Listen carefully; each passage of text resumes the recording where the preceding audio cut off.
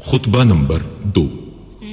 امیر المومنین حضرت علی علیہ السلام نے صفین سے واپس آنے پر خطبہ ارشاد کرتے ہوئے فرمایا، بسم اللہ الرحمن الرحیم۔ نعمت خداوندی کی تکمیل کرتا ہوا اور عزت الہی کو تسلیم کرتا ہوا اور اس کی معیشت سے دامن کشاں ہوتا ہوا میں خدا کا سپاس و شکر ادا کرتا ہوں۔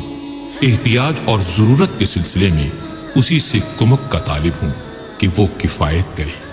جسے اس نے ہدایت دی وہ گمراہ نہیں ہو سکتا، جس سے اس نے دشمنی کی وہ نجات نہیں پاتا، جس کو وہ کافی ہوا پھر وہ منتشر اور پراگندہ نہیں ہو سکتا۔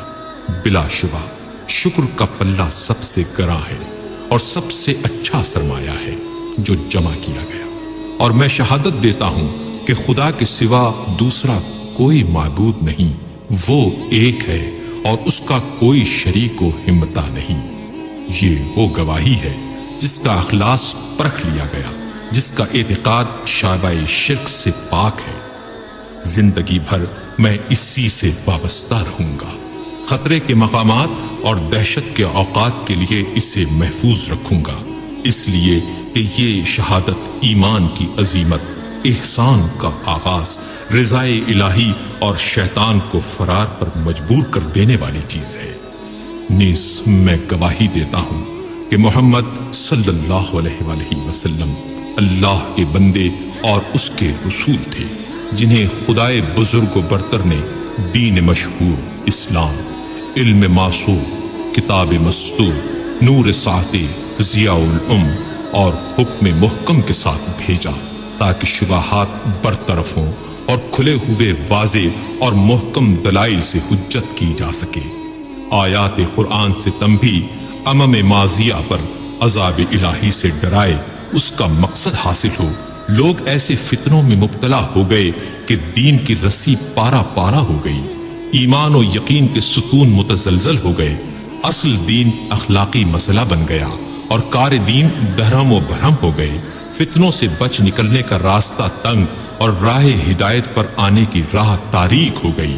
ہدایت گمنامی ہو گئی اور کوری و گمراہی عام ہو گئی۔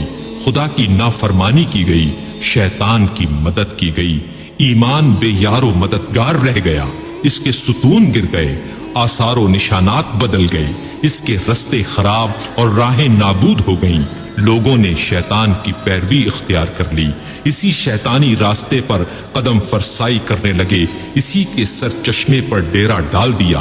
پھر یہ لوگ اس کے پرچم لہراتے آگے بڑھے، شیطان کا پرچم ایسے دور فتن میں بلند ہوا کہ ان فتنوں نے لوگوں کو پامال کر دیا اور اپنے گھروں سے روند دیا، اور پھر اپنے پنجوں کے بل کھڑا ہو گیا۔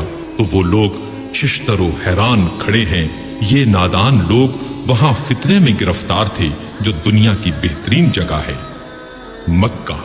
البتہ اس کے ہمسائے اہل مکہ بدترین ہیں، جن کا خواب بے خوابی اور جن کا سرما چشم گریا ہے۔ یہ سب کچھ اس سرزمین پر مکہ میں ہوا جہاں دانا کی زبان بند اور نادان باعزت و ارجمند ہیں۔